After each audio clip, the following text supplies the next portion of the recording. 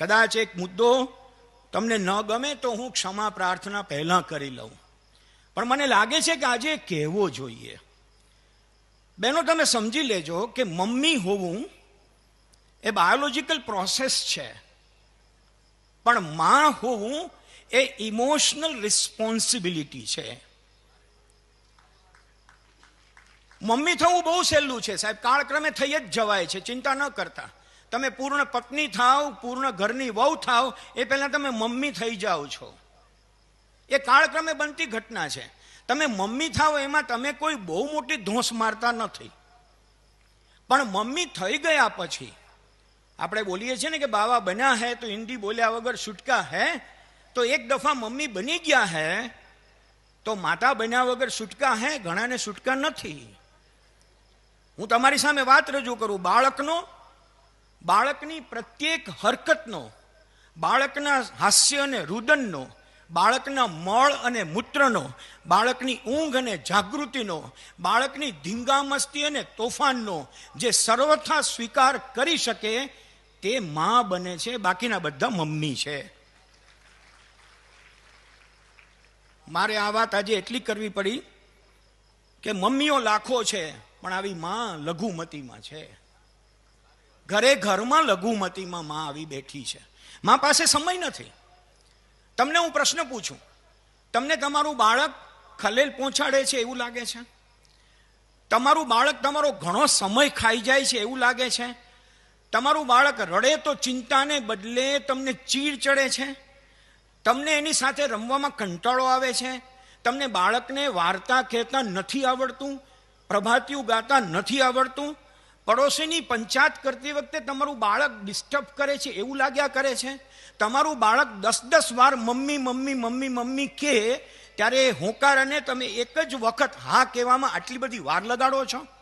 તમે તમારા બાળકને સવારથી ડાયપર પહેરાવી રાખો છો, રાત સુધી ડાયપર કાઢતા નથી.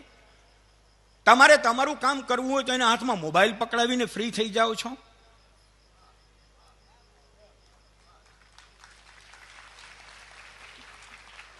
આ યાદી હું ઘણી લાંબી ચલાવી શકું છું. છેલ્લી વાત, તમને સુખડી બનાવતા નથી આવડતી ને એટલે તમે કુરકુરેનું પેકેટ એના હાથમાં પકડાવીને છૂટા થઈ જાઓ છો. 8 દિવસનો આ યજ્ઞ પૂરો થાય ને તમારામાં જો સાચું માતૃત્વ જન્મ્યું હોય તો મિત્રો મારી વિનંતી છે કે ઘરે જઈને ગોળ પાપડી બનાવતા શીખજો.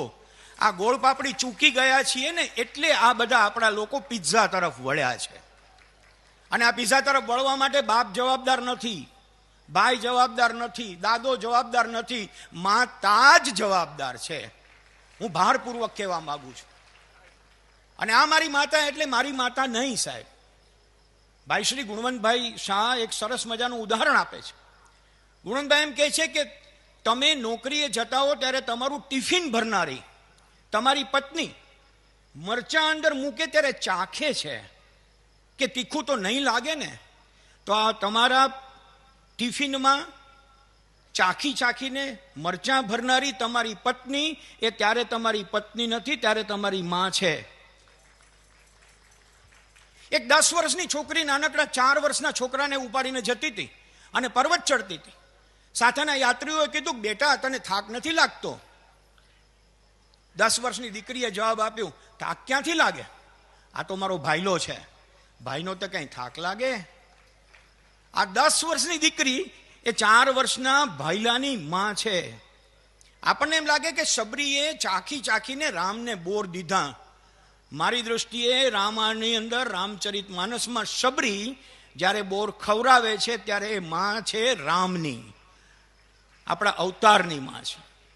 આવી અવતારની માં આપણી આજુબાજુ જેટલી વધુ એટલું આપણું સામર્થ્ય વધુ. એક સ્કૂલની અંદર નાનકડા છોકરાઓને કહેવામાં આવ્યું કે તમે મા વિશે થોડું લખો. એક છોકરાએ 2 જ મિનિટમાં 2 વાક્યો લખીને નોટ ઊંધી વાળી દીધી અને સ્પર્ધામાં છેલ્લે એ છોકરાનો 1લો નંબર આવ્યો.